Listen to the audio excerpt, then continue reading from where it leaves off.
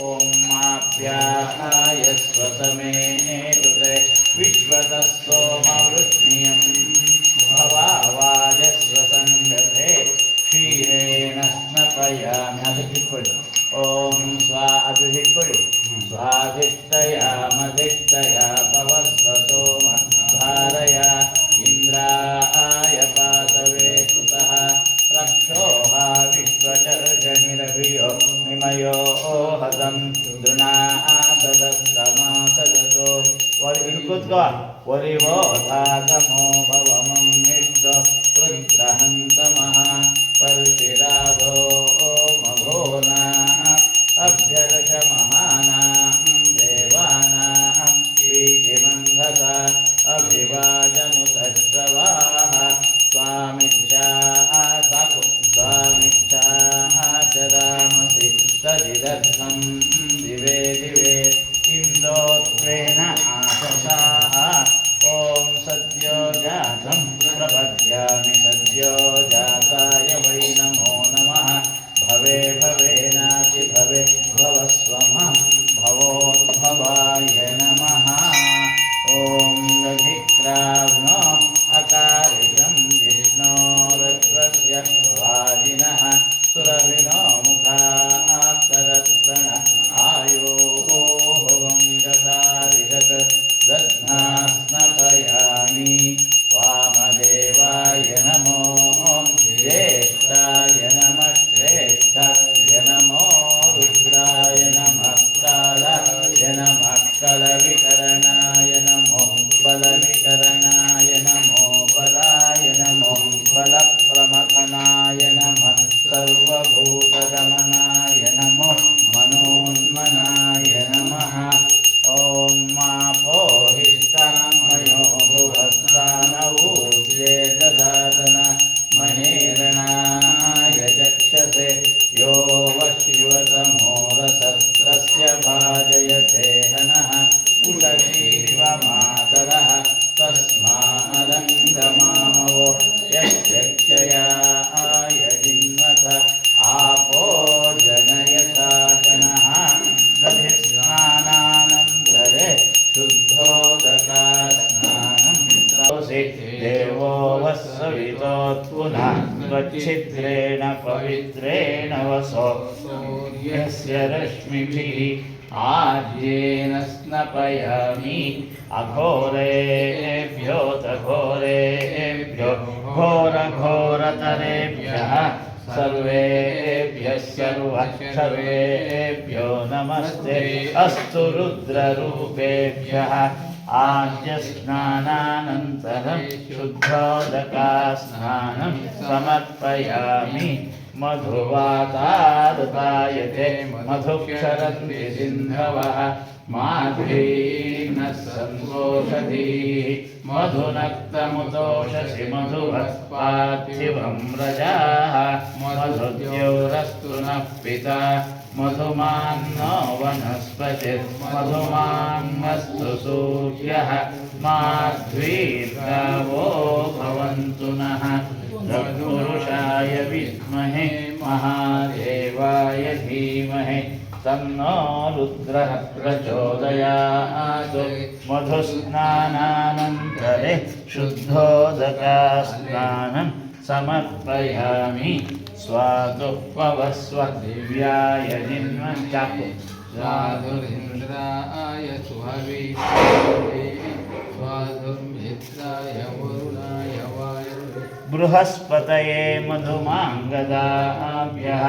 शर्करया स्नपयामि ईशानः सर्वविद्यानाम् ईश्वरः सर्वभूतानां ब्रह्माधिपतिर्ब्रह्मणोऽधिपतिः शिवो मे अस्तु सदा शिवोम् आपोहिष्टामयो भुव दानवूर्जे ददातन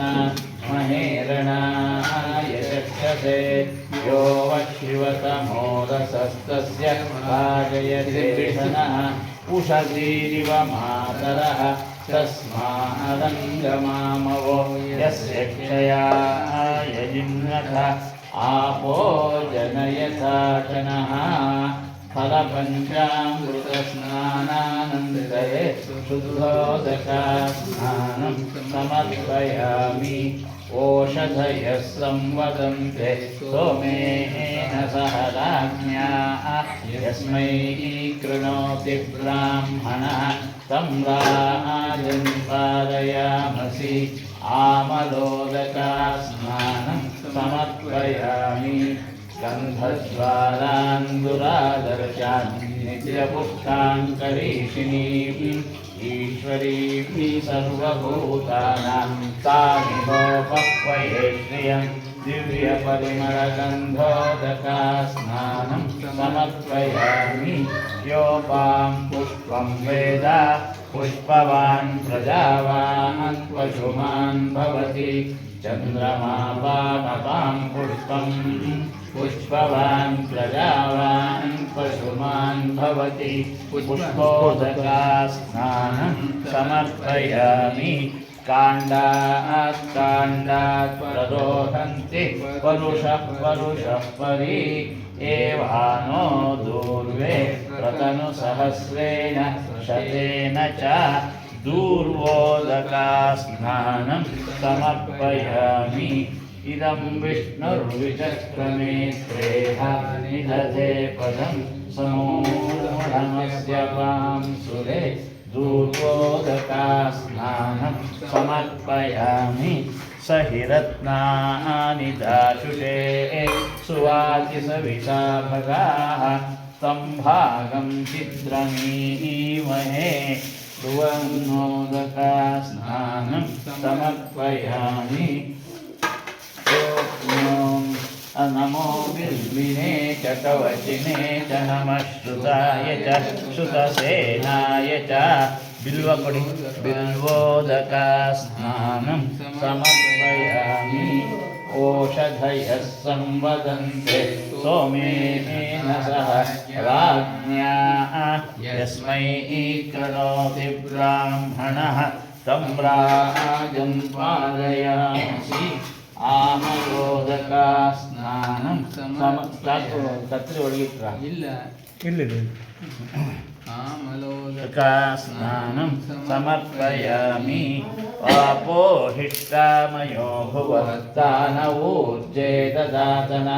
महेरणाय चक्षसे यो वश्युवतमो रसस्तस्य भाजयते हनः उषतीरिव मातरः तस्मारङ्गमामवो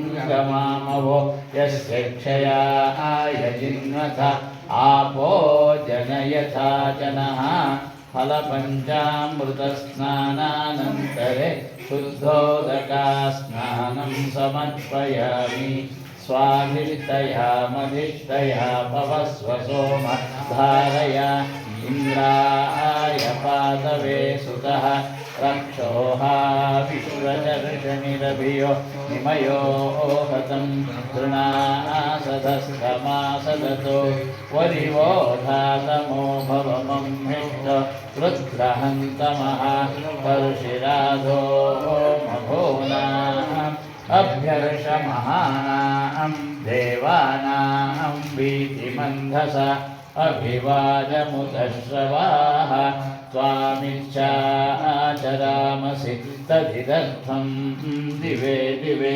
इन्दोत्वेन आशसाः पुनातिते परिसृतं सोमं सूर्यस्य दुहिता वारेण शश्वतातना तमीमण्वी समर्यः गृह्णन्ति योषणो दश स्वसारः पार्ये दिवि तमीमिन्वन्त्यग्रुवाः अस्य रुद्रस्य प्रश्न